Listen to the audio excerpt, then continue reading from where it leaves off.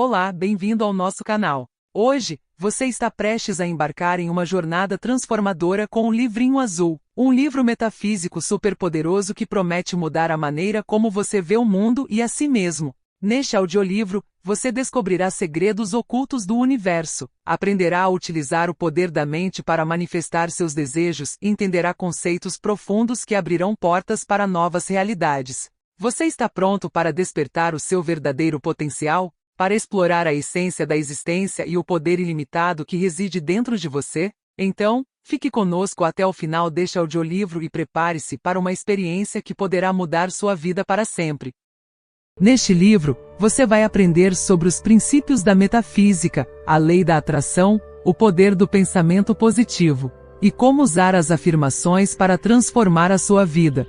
O livro é uma obra de referência para quem busca o autoconhecimento, a espiritualidade e a prosperidade. Além disso, o livro é escrito em uma linguagem simples e acessível, com exemplos práticos e exercícios para aplicar os ensinamentos no seu dia a dia. Se você quer descobrir como este livro pode ajudar você a alcançar os seus sonhos, ouça este audiolivro completo e se inspire. Se gostar destes ensinamentos e quiser ajudar o canal a continuar crescendo, deixe seu like, inscreva-se no canal e se houver alguma forma de lhe ajudarmos, conte-nos através dos comentários. Boa sorte! Introdução.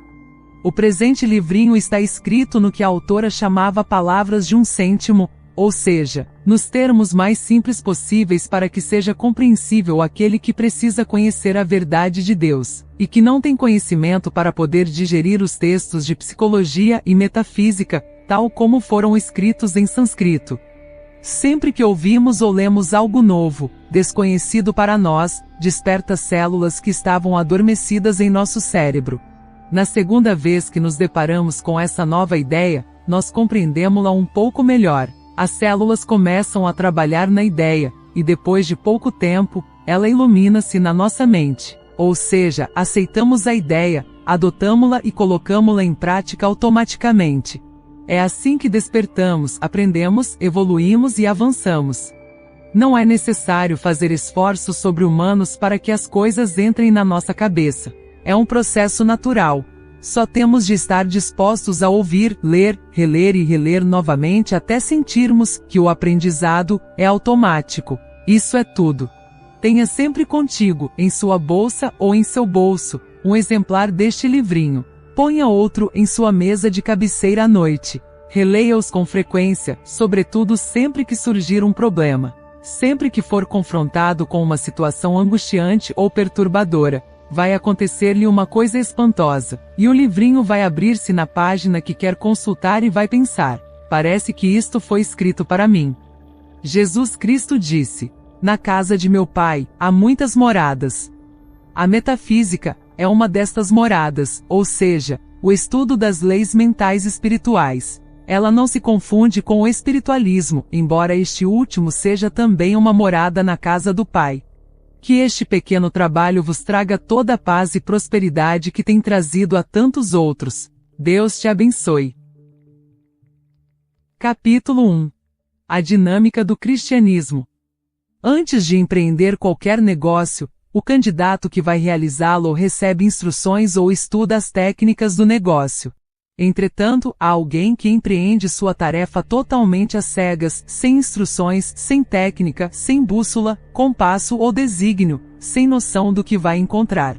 É o ser humano, que é lançado na tarefa de viver, sem sequer saber o que é a vida, sem saber por que algumas vidas são passadas em grande opulência e satisfação, enquanto outras são passadas em extrema miséria e sofrimento. Alguns começam com todas as vantagens que a natureza pode conceber, e ainda assim, são perseguidos por um rastro de calamidades. E o ser humano luta com conjecturas, todas erradas, e o dia de sua morte chega sem que ele tenha sequer imaginado a verdade de tudo isso. Aprenda a grande verdade. O que você pensa se manifesta. Os pensamentos são coisas. É a sua atitude que determina tudo o que lhe acontece. Teu próprio conceito é o que tu vês, não só no teu corpo e no teu caráter, mas no exterior, nas tuas condições de vida, no material. Sim, tal como ouves. Pensamentos são coisas. Agora verás. Se tiveres o hábito de pensar que és saudável, faças o que fizeres, serás sempre saudável. Mas você muda sua maneira de pensar. Você se deixa infundir o medo das doenças e começa a adoecer. Você perde a saúde. Se você nasceu na riqueza, é possível que você sempre seja rico, a menos que alguém o convença de que existe o destino, e comece a acreditar que o seu pode mudar de acordo com os solavancos e reviravoltas, porque assim você está acreditando. A tua vida, o que te acontece, obedece às tuas crenças e ao que expressas em palavras. É uma lei, um princípio. Sabes o que é um princípio? É uma lei imutável, que nunca falha. Esta lei é chamada de princípio do mentalismo. Se em sua mente está enraizada a ideia de que os acidentes nos espreitam a cada passo, se acredita que as mazelas da velhice são inevitáveis, se está convencido de sua mal ou boa sorte, o que quer que você espere normalmente, no bem ou no mal, essa é a condição que verás se manifestar na tua vida e em tudo o que fizeres. É por isso que te acontece. Nunca estamos conscientes das ideias que preenchem a nossa mente. Elas vão se formando de acordo com o que nos ensinam, ou o que ouvimos dizer. Como quase todos ignoram as leis que regem a vida, as chamadas leis da criação, quase todos nós passamos a vida toda fabricando condições contrárias. Vendo aquilo que prometia ser tão bom tornar-se mal, tateando, por assim dizer, às cegas, sem bússola, sem leme, sem orientação, nem compasso, atribuindo nossos males à própria vida, e aprendendo a força de golpes e pancadas, ou atribuindo-os à vontade de Deus.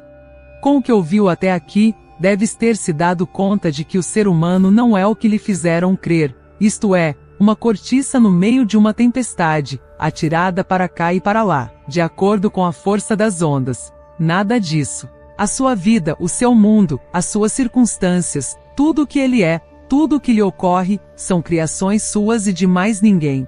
Ele é o rei de seu império e se sua opinião é precisamente a de que não passa de uma rolha no meio de uma tempestade, então que seja. Ele acreditou nisso e permitiu. Nascer com livre-arbítrio significa ter sido criado com o direito individual de escolher. Mas, escolher o quê? Pensar negativa ou positivamente? Pessimista ou otimista? Pensar no feio e mal, o que produz o feio e o mal? Ou pensar bom e belo, que produz bom e belo exterior ou interiormente? A metafísica sempre ensinou que o que pensamos muitas vezes passa para o subconsciente e ali se instala atuando como um reflexo. A psicologia moderna, finalmente, o descobriu. Quando o ser humano é apanhado pelos efeitos da sua ignorância, isto é, quando provocou a calamidade sobre si próprio, se volta para Deus e lhe suplica que o livre do sofrimento. O homem vê que Deus às vezes o atende e que outras vezes, inexplicavelmente não atende.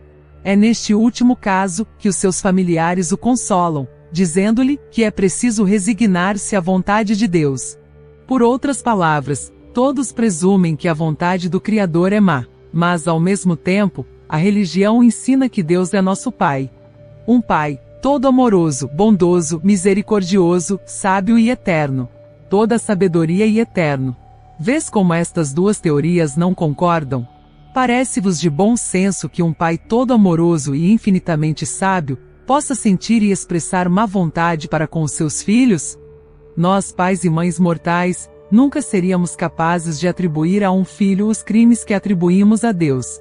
Nós não seríamos capazes de condenar ao fogo eterno uma criatura nossa, por uma falha natural da sua condição mortal, e consideramos que Deus é capaz. Ou seja, sem que tenhamos consciência disso, atribuímos a Deus a natureza de um magnata caprichoso, vingativo, justiceiro e mal intencionado, à espera da nossa mais pequena infração para nos infligir castigos desproporcionados. É natural pensar assim, quando nascemos e vivemos na ignorância das regras e leis fundamentais da vida. Já dissemos a razão de nossas calamidades. Produzimos-las com os nossos pensamentos. É nisso que somos imagem e semelhança do Criador. Somos criadores. Os criadores, cada um de nós, da nossa própria manifestação. Agora, por que é que Deus parece estar presente umas vezes e outras não? Verás. A oração é o pensamento mais puro e elevado que pode ser pensado. É a polarização da mente no grau mais altamente positivo. São vibrações de luz que lançamos quando oramos, ou seja, quando pensamos em Deus. Essas vibrações devem transformar instantaneamente em perfeitas e belas todas as condições de escuridão circundantes, como quando se leva uma lâmpada a um quarto que está às escuras. Desde que aquele que reza pense e acredite que esse Deus a quem ele reza é um Pai amoroso que deseja dar todo o bem ao seu filho. Nesse caso, Deus atende sempre. Mas como, geralmente, a humanidade tem costume de pedir assim: ai, Deus Pai, tira-me desta enrascada, pois sei que pensarás que não é bom para mim, então, por que me queres impor esta prova? Por outras palavras, ele já negou qualquer possibilidade de receber. Tem mais fé no Deus que nos ensinaram, caprichoso, vingativo, cheio de má vontade, que só espera que cometamos a primeira infração para nos infligir castigos de crueldade satânica. Pois aquele que assim pede, só recebe segundo a sua própria imagem de Deus. É tão simples como vos digo. Agora nunca mais esqueça que a vontade de Deus para você é o bem, a saúde, a paz, a felicidade, o bem-estar, tudo de bom que Ele criou. Nunca mais te esqueças que Deus não é o juiz, nem o policial, nem o carrasco, nem o tirano que te fizeram crer. A verdade é que Ele criou 7 leis, 7 princípios que atuam em tudo e sempre. Eles não descansam um só minuto. Eles zelam pela manutenção da ordem e da harmonia em toda a criação. No espírito não há necessidade de vigilantes. Aquele que não marcha com a lei, castiga-se a si próprio. O que pensas manifesta-se, por isso aprende a pensar corretamente com a lei, para que todo o bem que Deus quer para ti se manifeste. São Paulo disse que Deus está mais perto de nós do que os nossos pés e as nossas mãos, mais ainda do que a nossa respiração, de maneira que não precisamos gritar para que Ele nos ouça. Basta pensar nele, para que o que parece estar fora de ordem comece a encaixar-se no seu lugar. Ele nos criou. Ele nos conhece melhor do que nós mesmos. Ele sabe por que agimos desta ou daquela maneira, e não espera que nos comportemos como santos quando estamos apenas aprendendo a caminhar nesta vida espiritual. Peço-vos que não acreditem em nada do que vos estou a dizer sem primeiro verificarem. É seu direito divino e soberano. Não faças o que tens feito até agora, aceitar tudo o que ouves, e tudo o que vês sem te dar a oportunidade de julgar entre o bem e o mal. Capítulo 2. A mecânica do pensamento. Durante todo o dia e toda a noite, estamos pensando em um número infinito de coisas diferentes. Uma espécie de filme cinematográfico constante, embora desconectado, passa por nossa mente. Entre tantas ideias diferentes, paramos para contemplar, examinar ou estudar algumas mais do que outras. Por quê? Porque elas estimularam nossos sentimentos. Produziram em nós um sentimento de medo ou antipatia, de simpatia ou pena, um sentimento de gostar ou não gostar, não importa. O fato é que por causa desse sentimento, a ideia nos interessa, nós a analisamos mais tarde, talvez a discutamos com outra pessoa. Isso é meditar. E o que é meditado dessa forma passa para o subconsciente e fica registrado lá. Quando uma ideia é registrada no subconsciente, ela se torna um reflexo. Você sabe que quando o médico bate em você com um objeto em um local próximo ao joelho, sua perna dá um salto. Você foi tocado em um ponto sensível e reagiu, não é mesmo? Da mesma forma, toda vez que algo acontece em sua vida que se refere a uma das ideias que estão gravadas em seu subconsciente, o reflexo reage exatamente da maneira como foi gravado. Você adota uma atitude de acordo com o sentimento original que sentiu quando pensou nessa ideia pela primeira vez. Os metafísicos chamam isso de conceito, ou seja, uma crença, uma convicção. O subconsciente não tem discernimento. Ele não decide nada, não tem opinião, não pensa por si mesmo, não tem poder de protesto, não tem vontade própria. Essas não são suas funções. Sua única função é reagir, colocando em ordem o reflexo que lhe foi dado. Ele é, nesse sentido, um maravilhoso arquivo secretário, bibliotecário automático que não descansa nem falha. Ele também não tem senso de humor. Ele não sabe quando uma ordem foi dada em tom de brincadeira ou a sério. Portanto, se o seu nariz estiver um pouco protuberante, e se você, para fazer os outros rirem, adotar a piada de chamá-lo de meu nariz de batata recheada, por exemplo, como o subconsciente é um servo exato, não tem senso de humor e só sabe obedecer incondicionalmente. Ele tentará por todos os meios cumprir a ordem dada a ele por suas palavras e seus sentimentos, e você verá seu nariz ficar cada vez mais parecido com uma batata recheada.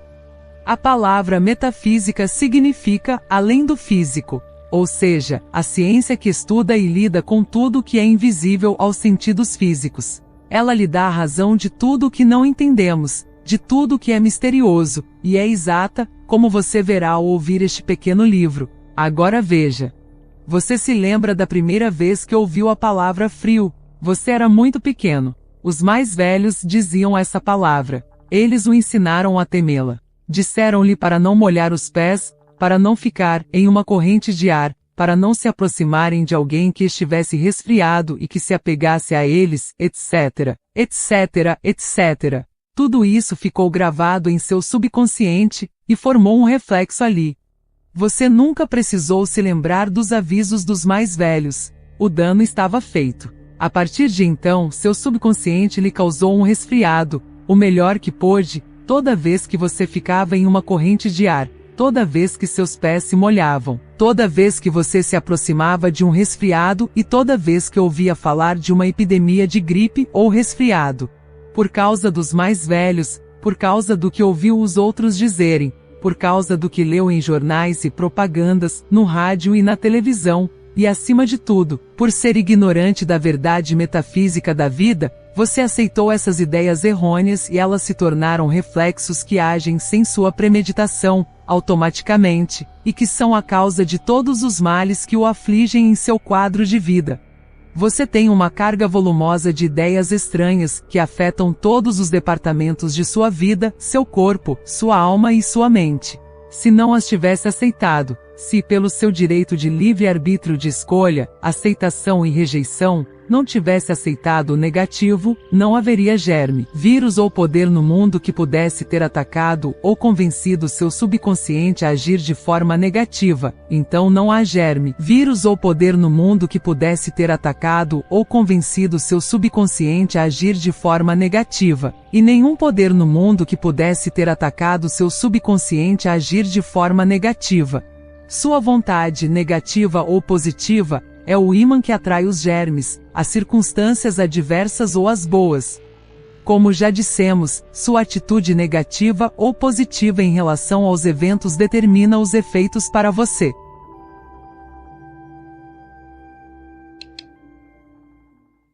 Capítulo 3. A fórmula infalível. Verificamos que toda mente humana contém um acúmulo de opiniões, convicções ou concepções errôneas, contrárias à verdade e em conflito com os princípios básicos da criação, e que se manifestam perenemente em condições externas, todas aquelas calamidades e sofrimentos que afligem o ser humano e o mundo em geral. Doenças, acidentes, enfermidades, brigas, desarmonias, escassez, fracassos e até mesmo a morte. Felizmente, nada disso está de acordo com a verdade do ser. Felizmente, há uma maneira de apagar todas essas crenças falsas e substituí-las pelas corretas, que não apenas produzem condições e circunstâncias positivas, boas, felizes e corretas, mas, uma vez que o erro é corrigido e a verdade é estabelecida no subconsciente, as coisas negativas nunca mais podem acontecer em nossa vida. A ordem foi alterada. O ímã mudou seu polo. É absolutamente impossível atrair algo que ainda não tenha encontrado sua correspondência em nós. A fórmula infalível é a seguinte: sempre que algo indesejável lhe acontecer, sempre que você ficar doente, sempre que um acidente lhe acontecer, sempre que você for roubado, ofendido, molestado, ou que você é a causa de algum mal para outra pessoa ou para si mesmo, se você sofre de um defeito físico, moral ou de caráter, se não gosta de alguém, se o detesta, ou se ama demais e sofre por isso, se é torturado pelo ciúme, se apaixona por alguém que pertence a outro, se é vítima de injustiça ou de dominação de outra pessoa, Esta lista é interminável, portanto, forneça a si mesmo a condição que o está afetando. Conheça a verdade. Assim, Jesus Cristo, o maior de todos os mestres da metafísica, disse: conhecereis a verdade e ela vos libertará. A verdade, a lei suprema, é a harmonia perfeita, a beleza, a bondade, a justiça, a liberdade, a saúde, vida, a inteligência, a sabedoria, o amor, a bem-aventurança. Todo o oposto é aparência. É contrário à lei suprema da harmonia. Perfeita, portanto, é uma mentira porque é contrário à verdade. Seu eu superior é perfeito, neste momento e sempre foi perfeito. Ele não pode ficar doente porque é vida. Não pode morrer pelo mesmo motivo. Não pode envelhecer. Não pode sofrer. Não pode ter medo. Não pode pecar. Não pode lutar. Nunca pode mudar. Ele é belo. É amor, inteligência, sabedoria, bem-aventurança. Isso é a verdade. É a sua verdade, a minha verdade, a verdade de todos os seres humanos, neste exato momento. Não é que o ser humano seja Deus. Assim como uma gota de água do mar não é o mar, mas ela contém tudo que forma e contém o mar em um grau infinitesimal, e para um átomo, essa gota de água é um mar. O que quer que você esteja manifestando, o que quer que esteja acontecendo com você contrário à perfeita harmonia, ou o que quer que você mesmo esteja fazendo ou sofrendo contrário à perfeita harmonia, deve-se a uma crença equivocada que você criou, você sabe, e que está reflexivamente jogando fora e atraindo seu igual de fora. Isso não tem nada a ver com seu eu superior. Ele continua a ser perfeito. Suas condições e sua situação são perfeitas. Agora, em cada uma das circunstâncias listadas acima, você deve se lembrar do que acabei de dizer, em primeiro lugar, e depois dizer mentalmente ou em voz alta, conforme desejar: eu não aceito isso. Diga isso com firmeza, mas com infinita gentileza. O trabalho mental não precisa de força física. Nem o pensamento nem o espírito têm músculos. Quando disser eu não aceito, faça-o como se estivesse dizendo: eu não tenho vontade, calmamente, mas com a mesma convicção e firmeza, sem gritar, sem violência, sem um movimento, sem brusquidão. Depois de dizer eu não aceito, lembre-se de que seu eu superior é perfeito, que suas condições são perfeitas. Agora diga: declaro que a verdade desse problema é harmonia, amor, inteligência, justiça, abundância, vida, saúde, etc. O que quer que seja o oposto da condição negativa que está se manifestando naquele momento. Obrigado, Pai, por ter me ouvido. Você não precisa acreditar cegamente no que está ouvindo. Você precisa ver por si mesmo. Na linguagem metafísica, isso é chamado de tratamento. Após qualquer tratamento, é preciso manter a atitude declarada. Não se pode deixar que a dúvida se insinue quanto à eficácia do tratamento, nem se pode voltar a exprimir por palavras os conceitos, opiniões e crenças de antes, pois isso destrói e anula o tratamento. O objetivo é transformar o padrão mental que tem dominado o subconsciente, ou seja, o clima mental em que você tem vivido, com todo o seu conjunto de circunstâncias negativas. São Paulo disse: você é formado pela renovação da sua mente. Essa renovação é feita por meio da mudança de cada crença antiga que se apresenta em nossa vida, ou em nossa consciência, quando sabemos que está em desacordo com a verdade. Há convicções que estão tão arraigadas que são o que se chama na linguagem metafísica de cristalizações. Essas exigem mais trabalho do que outras, mas cada negação e afirmação feita em relação a essas cristalizações apaga o projeto original até que ele desapareça completamente, e nada mais reste além da verdade. Você verá milagres ocorrendo em sua vida, em seu ambiente e em suas condições. Não tendes defeitos, mas a aparência de defeitos.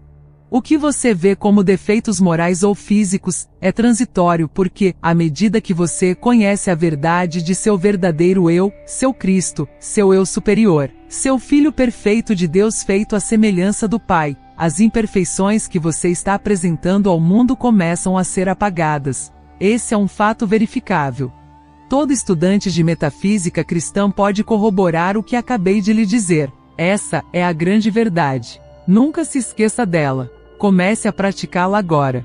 Quanto mais ela for praticada, mais será compreendida, mais avançará e mais feliz você se sentirá. Lembre-se, você é único, como suas impressões digitais. Você foi criado por um projeto único, para um propósito especial que não pode ser cumprido por ninguém além de você. Foram necessários 14.000 anos para que você evoluísse e chegasse onde está hoje.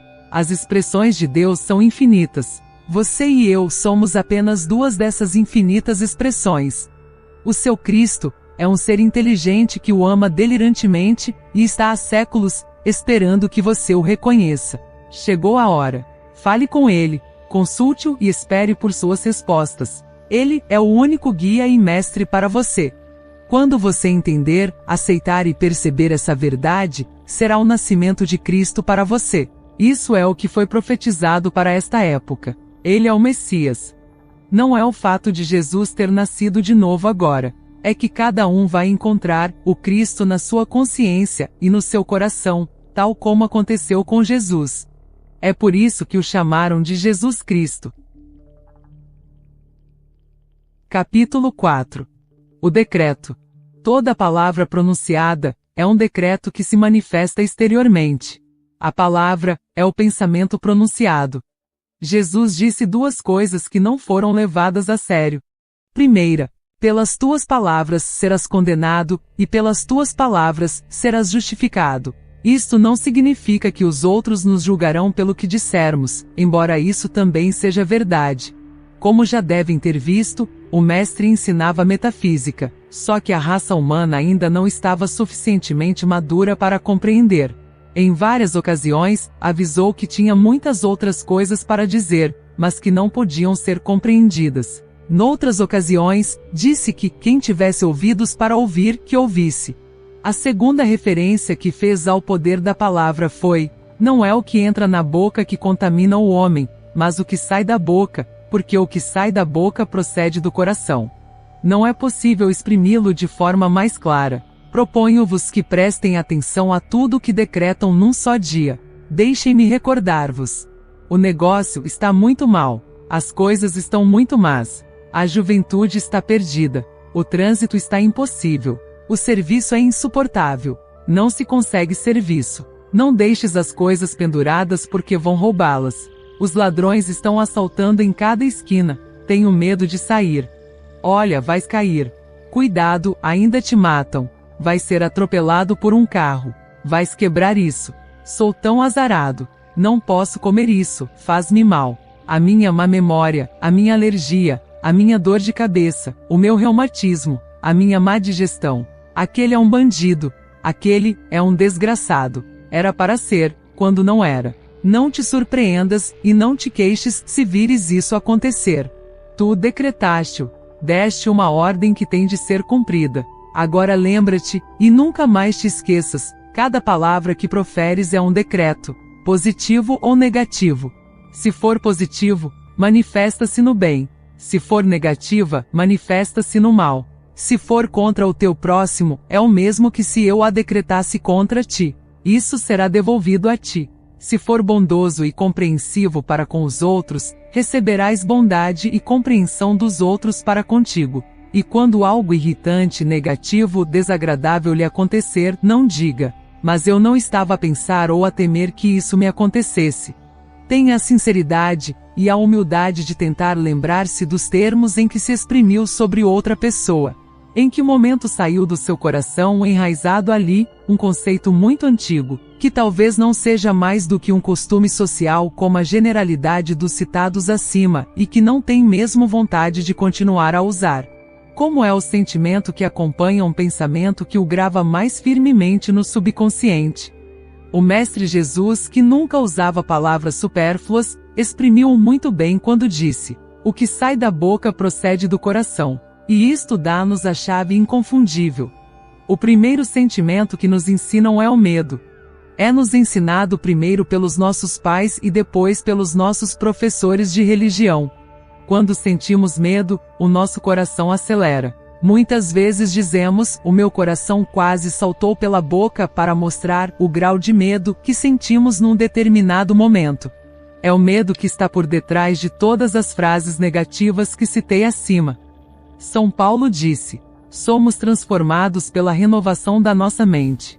Sempre que se encontrar dizendo uma frase negativa, saberá que tipo de equívoco tem enraizado no seu subconsciente, saberá que tipo de sentimento se deve, medo ou desamor. Risque-a, apague-a e negue-a como mentirosa e afirme a verdade, se não quiser continuar a manifestá-la no seu exterior.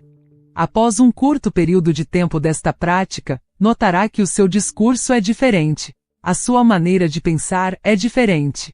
Tu e a tua vida serão transformados pela renovação da tua mente.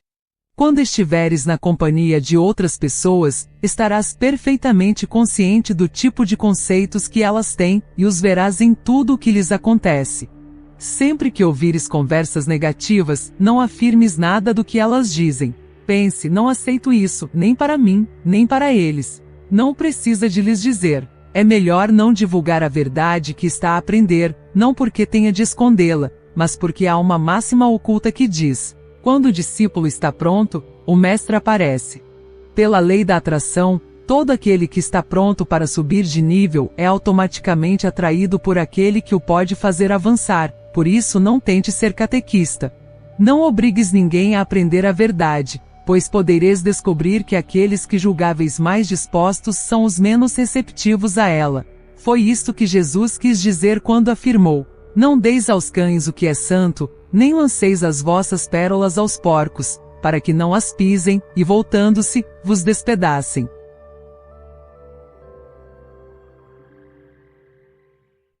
Capítulo 5. A fé move montanhas? Como e por quê?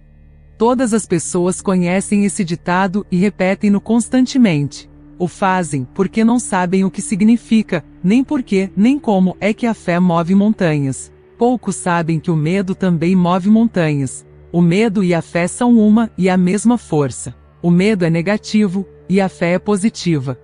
O medo é a fé no mal, ou seja, a convicção de que o mal vai acontecer. A fé é a convicção de que o que vai acontecer é bom, ou que vai acabar bem. O medo e a fé são duas faces da mesma moeda. Veja bem, nunca tememos que nos aconteça algo de bom. Também nunca dizemos: temos fé que nos vão acontecer coisas más. A fé está sempre associada a algo que desejamos, e eu não acredito que desejes o mal para ti. Mas teme-o, não é verdade? O que tememos, atraímos e nos acontece. Agora, quando isso acontece, geralmente dizemos com ar triunfante: ah, eu sabia. Sente-o, e correm a contá-lo e a repeti-lo como se quisessem exibir os vossos poderes de clarividência. E o que realmente aconteceu foi que pensaste nisso, com medo. Claro que sim. Pressentiste-o, tu próprio o dizes. Sabe que tudo o que é pensado quando se sente uma emoção é o que se manifesta ou atrai. Antecipou-o e esperou por ele. Antecipar e esperar é fé. Agora repare que tudo que espera com fé vem até ti. Acontece-lhe. Então, se sabe que é assim, o que o impede de usar a fé para tudo o que deseja. Amor, dinheiro, saúde, etc. É uma lei natural. É uma ordenação divina. Cristo ensinou-a com as seguintes palavras que conheceis: tudo o que pedirdes em oração, crendo, recebereis. Não fui eu que a inventei. Está em Mateus, capítulo 21, versículo 22.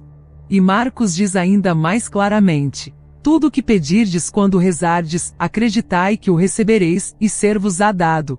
São Paulo explica-o com palavras que não têm outra interpretação. A fé é a certeza das coisas que se esperam, e a convicção das coisas que não se veem. Disse-vos acima que a fé é a convicção do bem. Agora vou dizer-vos que a convicção vem do conhecimento. Suponhamos que vives no interior e que nunca foste à capital. Quer ir à capital e apanha o ônibus, o carro ou o avião. Sabe onde fica a capital e como chegar lá.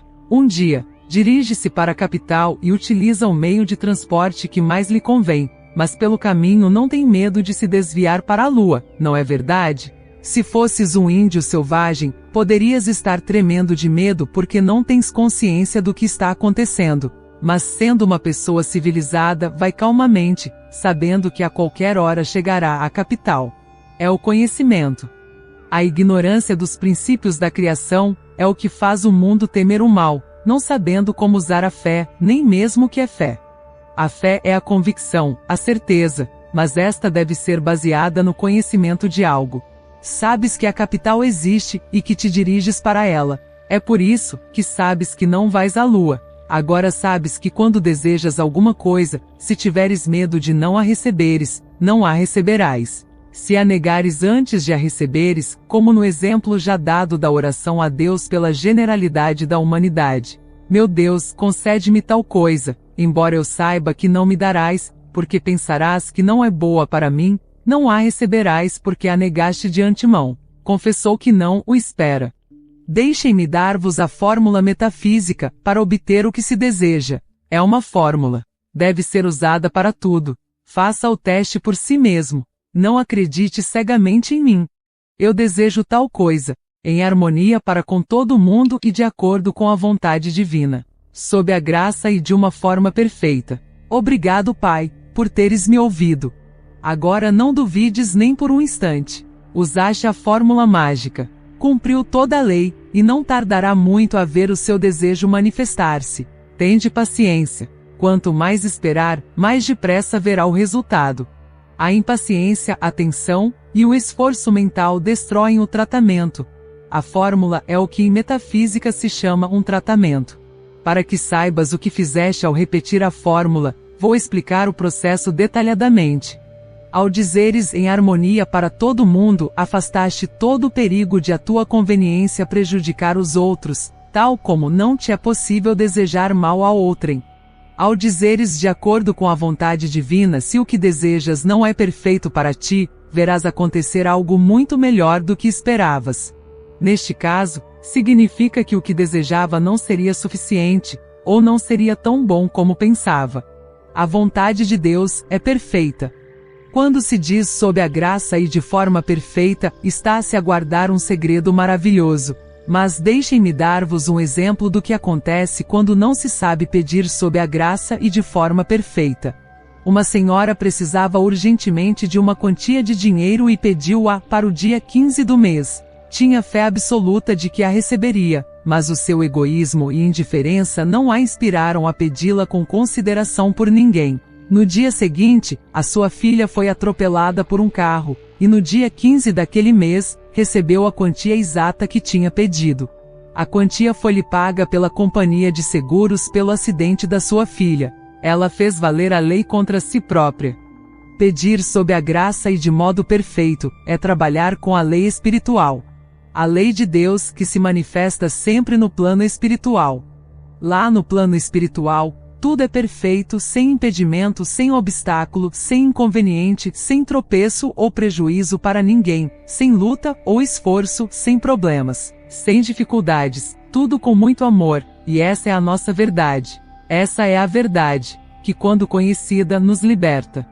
Obrigado, Pai, por me teres ouvido, é a mais alta expressão de fé que podemos apreciar. Jesus a ensinou e aplicou-a em tudo, desde antes de partir o pão com que alimentou 5.000 pessoas, até ao modo de transformar o vinho no seu sangue, dando graças ao Pai antes de ver a manifestação. Como verá, tudo o que Jesus ensinava era metafísico. O que quer que desejes, o que quer que precises, podes manifestar. O Pai já previu tudo, já deu tudo, mas tu tens de pedir quando sentires necessidade. Só tens de te lembrar que não podes pedir o mal para os outros porque ele é te devolvido, e tudo o que pedes para ti, deves pedir também para toda a humanidade porque somos todos filhos do mesmo Pai. Por exemplo, pede coisas grandes. O Pai é muito rico e não gosta de mesquinharias. Não digas, ó Deus Pai, dá-me uma casinha. Eu só peço uma casinha, mesmo que seja pequena, quando na realidade precisas de uma casa muito grande porque tens uma família grande. Só receberás aquilo que pedires. Peça assim: Pai, dá a mim e a toda a humanidade todas as maravilhas do teu reino. E agora faça a sua lista. Para fortalecer a sua fé, faça uma lista das coisas que quer ou precisa. Enumere os objetos ou as coisas. Ao lado desta lista, faça outra lista das coisas que deseja ver desaparecer, em si ou no exterior. No mesmo papel, escreva a fórmula que lhe dei acima. Agora leia o seu papel todas as noites. Não se deixe levar pela menor dúvida. Agradeça sempre que pensares no que escreveste. Quando vires que as coisas que escreveste se realizam, risque-as, e no final, quando as vires todas realizadas, não sejas ingrato ao ponto de pensares: se calhar iam ser-me dadas de qualquer maneira, porque isso é mentira. Elas foram-lhe dadas porque as pediu corretamente. O exterior acomodou-se para as deixar passar. Como já está muito habituado a sentir medo pelas mais variadas razões, sempre que se vir atacado por um medo, repita a seguinte fórmula, que apagará o reflexo que gravou no seu subconsciente: eu não tenho medo, não quero ter medo. Deus é amor e em toda a criação não há nada a temer. Eu tenho fé, quero sentir a fé. Um grande mestre dizia: a única coisa a temer é o medo. A fórmula deve ser repetida mesmo quando se está a tremer de terror. Nessa altura, mais ainda. Só o desejo de não ter medo e o desejo de ter fé são suficientes para anular todos os efeitos do medo e para nos colocar no polo positivo da fé. Suponho que conhecem o princípio psicológico que diz que quando um hábito é apagado, tem de ser substituído por outro. Cada vez que uma ideia cristalizada no subconsciente é negada ou rejeitada, ela apaga-se um pouco. O pequeno vazio assim criado deve ser imediatamente preenchido com uma ideia contrária. Caso contrário, o vazio atrairá ideias do mesmo gênero, que estão sempre suspensas na atmosfera, pensadas por outros. Pouco a pouco, verás os teus medos desaparecerem, se tiveres a vontade de ser constante, repetindo a fórmula em todas as circunstâncias que surgirem. Pouco a pouco, verás que só te acontecerão as coisas que desejas que aconteçam. Pelos seus frutos os conhecereis, disse-lhes Jesus. Este grande instrumento, o poder do decreto, é-nos dado a conhecer na extraordinária história da criação que se encontra nos 2 primeiros capítulos do Gênesis, na Bíblia. Sugiro que dedique agora algum tempo a ler este maravilhoso relato. À medida que for lendo, compreenderá que o homem, isto é, você e eu, não foi criado para ser uma peça de circunstância, vítima de condições ou uma marionete movida por poderes fora do seu domínio. Em vez disso, descobrimos que o homem ocupa o pináculo da criação, que longe de ser a coisa mais insignificante do universo, ele é pela própria natureza dos poderes que lhe foram dados pelo seu Criador, a autoridade suprema designada por Deus para governar a terra e todas as coisas criadas. O homem é dotado dos mesmos poderes do Criador porque é feito à sua imagem e semelhança. O homem é um instrumento através do qual a sabedoria, o amor, a vida e o poder do Espírito Criador se manifestam em plenitude. Deus colocou o homem no universo reativo e obediente, incluindo o seu corpo, os seus assuntos, o seu ambiente, que não tem outra alternativa senão a de levar a efeito os mandamentos ou decretos da sua autoridade suprema. O poder de decretar é absoluto no homem. O domínio que Deus lhe deu, irrevogável, e embora a natureza básica do universo seja boa na avaliação do Criador, ela só pode aparecer ao homem como ele decreta que apareça. Vemos que enquanto o homem foi obediente ao seu Criador, manteve o seu poder de pensar e de decretar em sintonia com o espírito do bem que é a estrutura da criação. Viveu no universo de bem, um jardim do Éden. Mas quando o homem caiu ao comer da árvore do conhecimento do bem e do mal, e escolheu basear o seu pensamento e o uso dos seus poderes no bem e no mal, o que, como agente livre, podia fazer? Encontrou imediatamente suor e cardos misturados com o seu pão de cada dia. Desde a queda, o homem tem se ocupado em declarar o seu mundo bom ou mau, e as suas experiências têm estado de acordo com os seus decretos. Isto demonstra evidentemente como o universo reage, e quão completo e abrangente é o domínio e a autoridade do homem.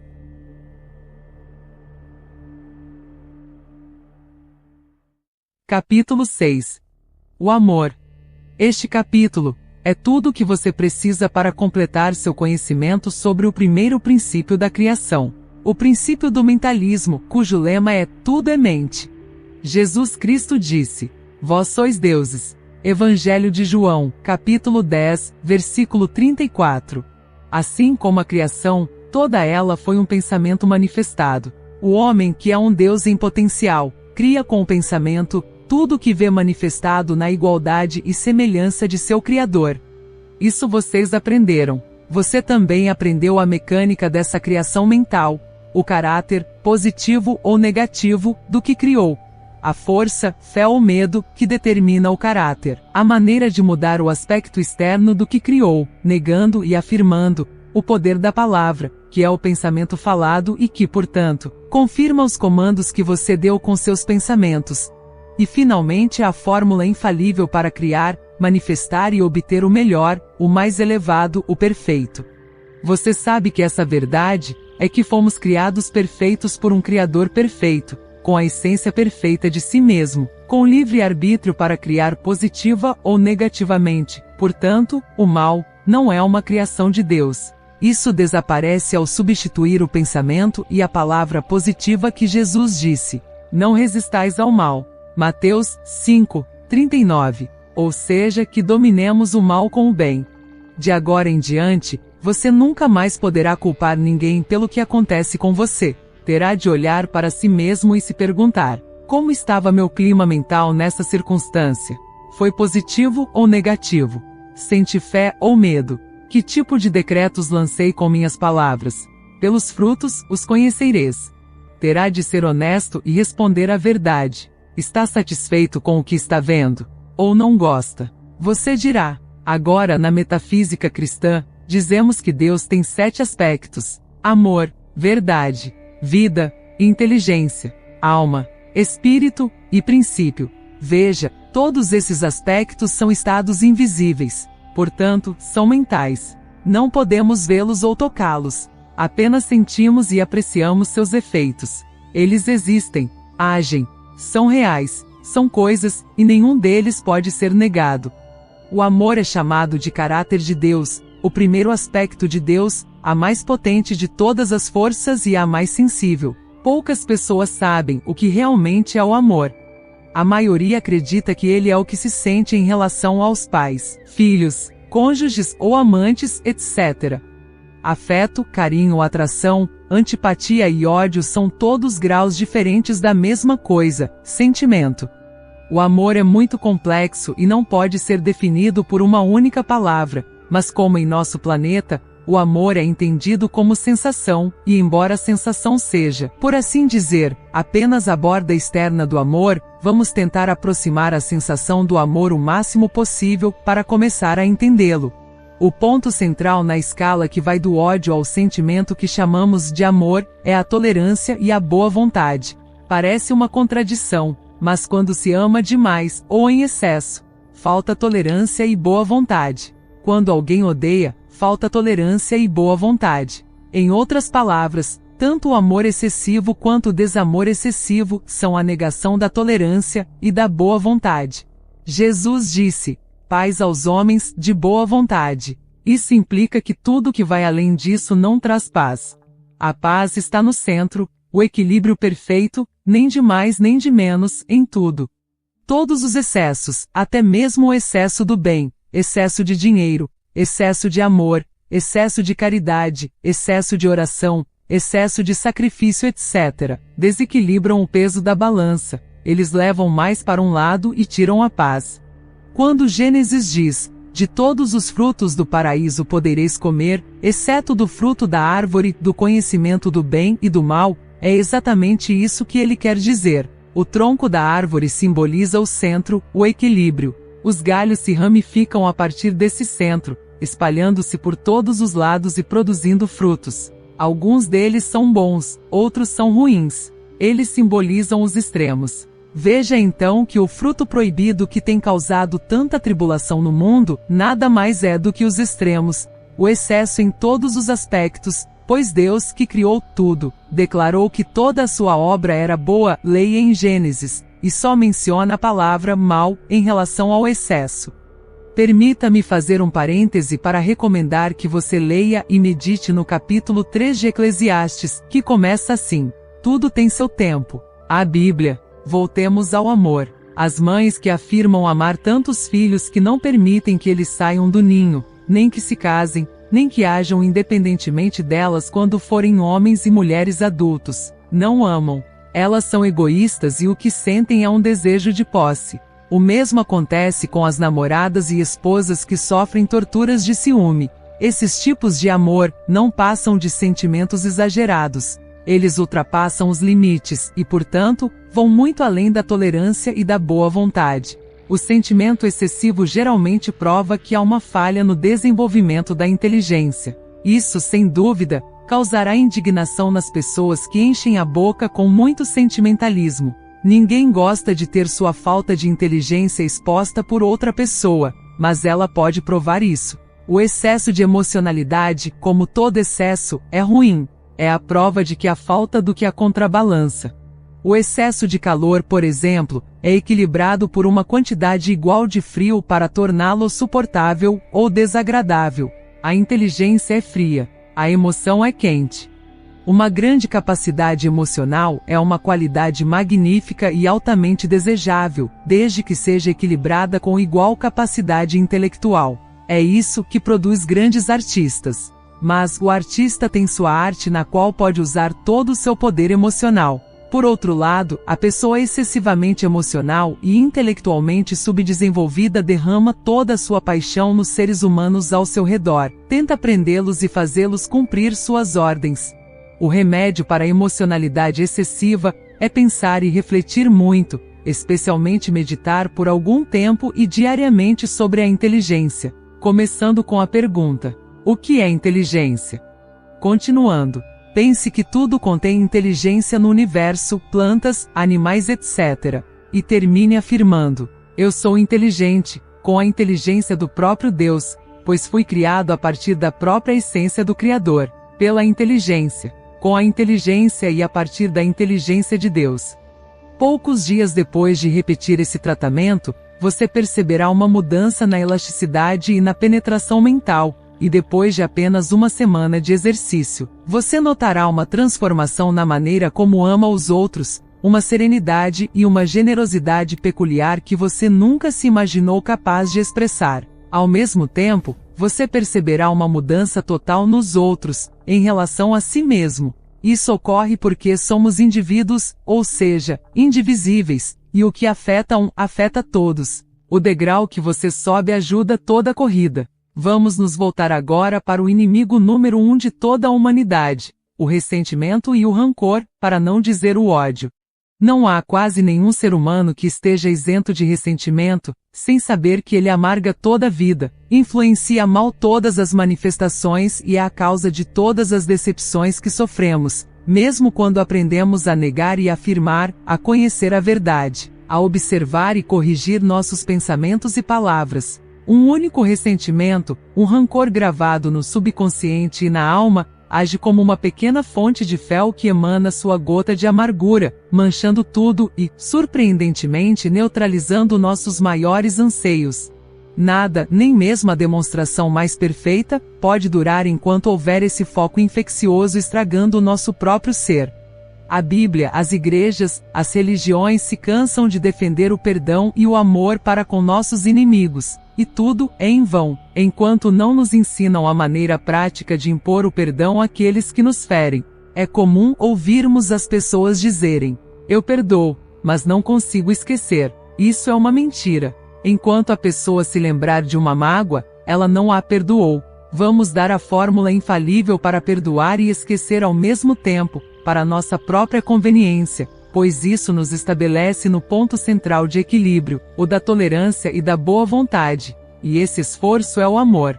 São João, o apóstolo do amor, diz: o amor é o cumprimento da lei. Cumprir a lei do amor é cumprir todas as leis, é estar com Deus, em Deus, é ser feliz, satisfeito e completo em todas as nossas manifestações. Meu professor costumava dizer: o homem que ama bem é o homem mais poderoso do mundo, e aqui está a receita para amar bem. Sempre que sentir algo desagradável em relação a outra pessoa, ou se sentir ressentido com algo que lhe foi feito, ou reconhecer que tem um ressentimento aberto ou um desejo de vingança, comece deliberadamente a se lembrar, não para tentar esquecer o que aconteceu agora, mas para se lembrar de todas as coisas boas que sabe sobre essa outra pessoa. Tente reviver os momentos agradáveis que você desfrutou na companhia dela, em tempos passados, antes do momento em que ela o magoou. Insista em se lembrar das coisas boas, das boas qualidades da pessoa, da maneira como você pensava nela. Se você conseguir rir de uma piada que ela disse ou de algo engraçado que vocês gostaram juntos, o milagre foi feito. Se um único tratamento não for suficiente, repita-o quantas vezes forem necessárias para apagar a amargura ou ressentimento. É bom que você faça isso, até 70 vezes 7. Esse é o cumprimento da lei dada por Jesus. Não resista ao mal. Isso é dar a outra face.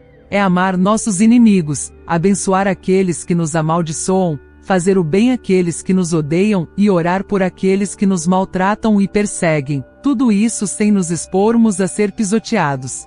Se você fizer isso com sinceridade, perceberá algo muito estranho. Primeiro, você se sentirá liberto. Depois, uma montanha de pequenos inconvenientes que lhe aconteceram e que você não sabia o que atribuir a eles desaparecerá como que por encanto, e sua vida correrá sobre trilhos. Além disso, você se verá amado por todos, até mesmo por aquelas pessoas que antes não gostavam muito de você.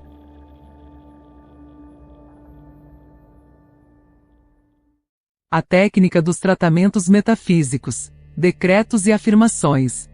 A seguir, você aprenderá a formular suas orações, que na metafísica chamamos de tratamentos.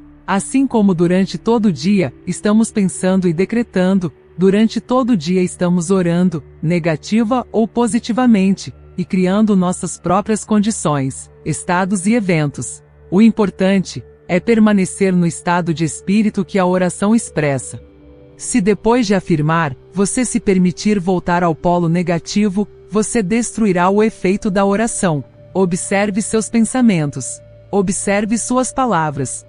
Não se deixe levar pelo que os outros expressam. Lembre-se de que eles não sabem o que você já sabe.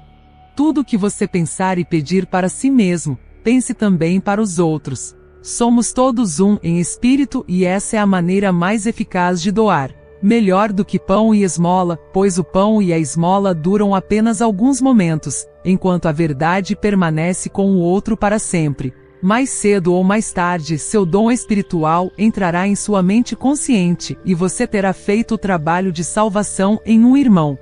O princípio do ritmo, que é a lei do pêndulo, o bumerangue, devolve a você o bem que você faz, assim como o mal que você faz. Foi dito que um com Deus é a maioria, de modo que uma única pessoa que eleva sua consciência ao plano espiritual, e reconhece a verdade da maneira expressa acima, é capaz de salvar uma organização da ruína, de salvar uma comunidade, uma cidade ou uma nação da crise, porque ela age no plano espiritual que é a verdade, e a verdade domina todos os planos inferiores. Conheça a verdade e ela o libertará.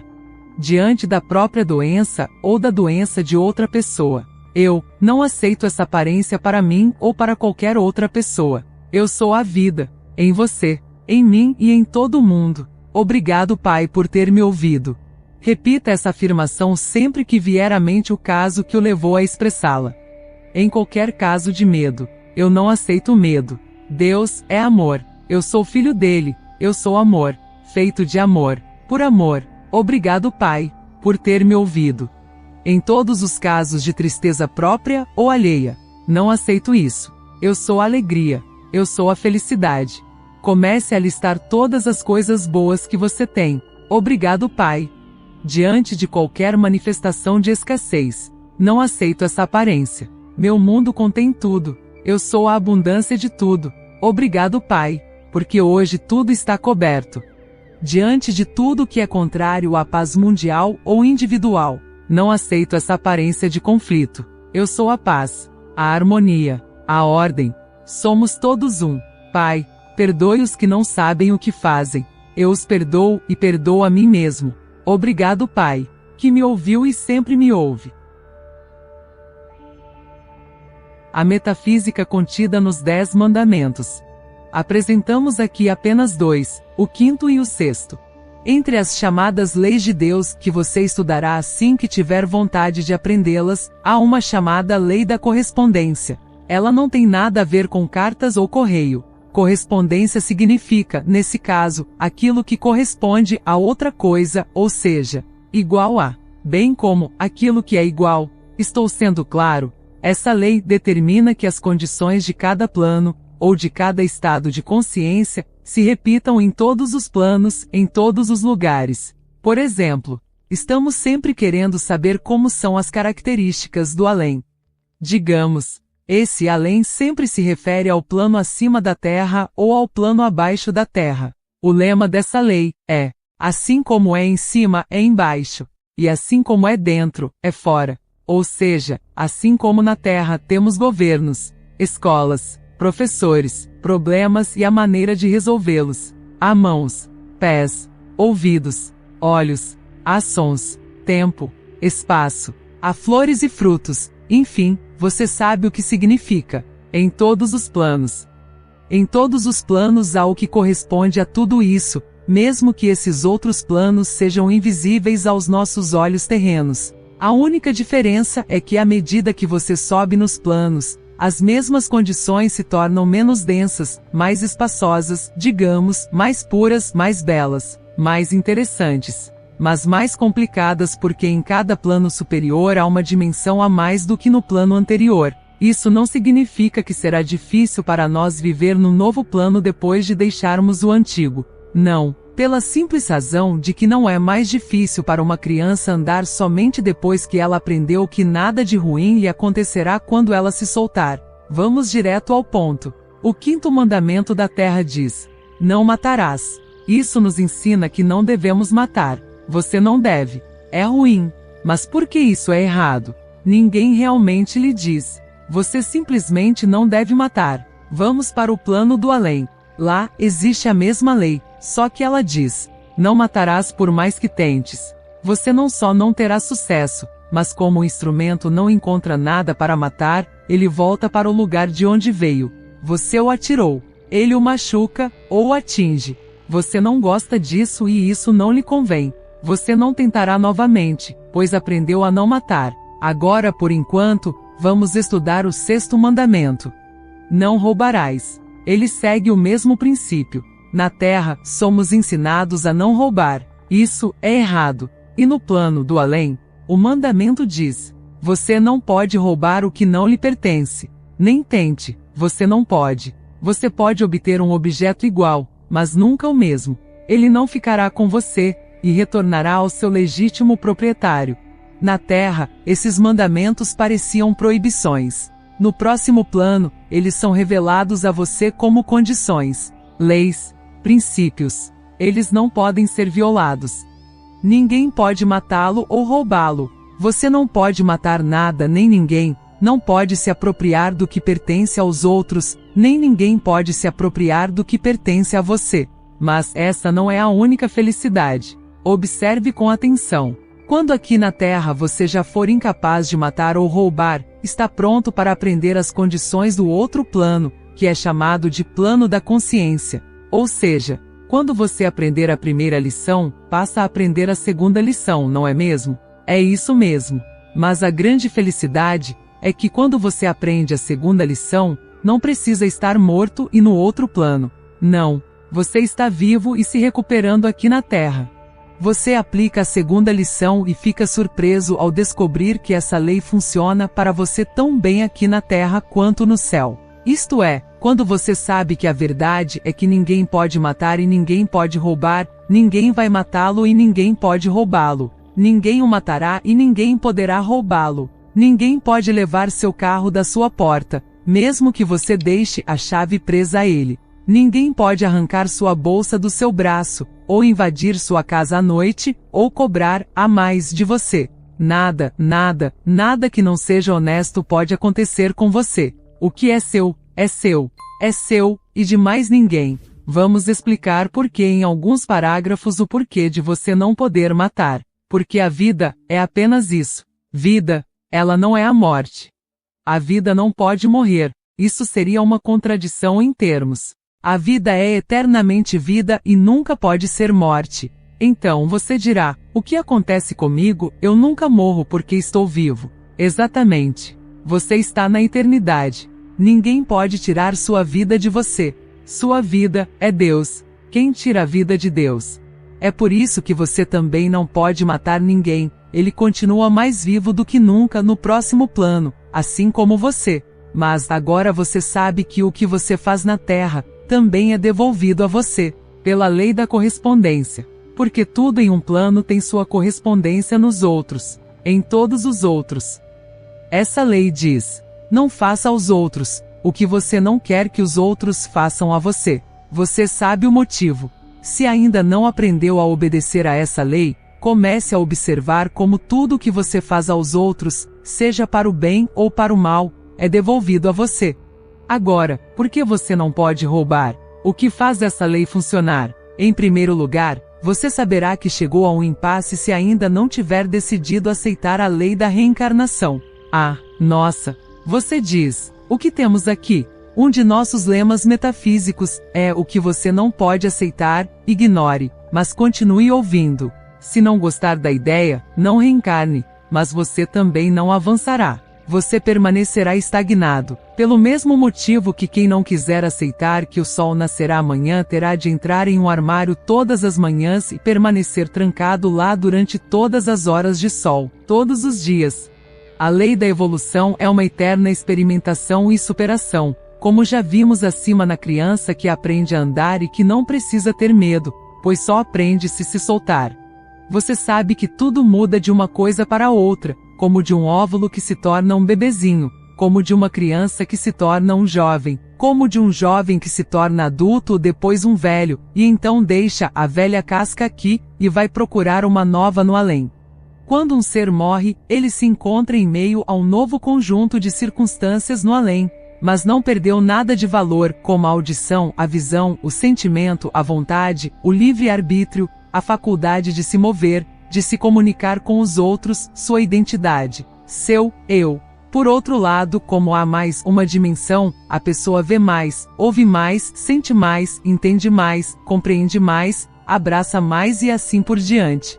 Em outras palavras, nada do que foi adquirido pode ser perdido, apenas é adaptado às novas condições do plano. Isso significa que em cada plano, a pessoa adquire novas e maiores habilidades e conhecimentos. Em cada vida encarnada, você ganha novas experiências e aprende a usar novos objetos e instrumentos, que embora sejam materiais aqui na Terra, têm sua correspondência nos outros planos invisíveis. Que tipo de vantagem haveria em se tornar um músico consagrado neste mundo e não ser capaz de exteriorizar isso no plano seguinte? E você chegou à grande explicação. O que você adquire, você sabe.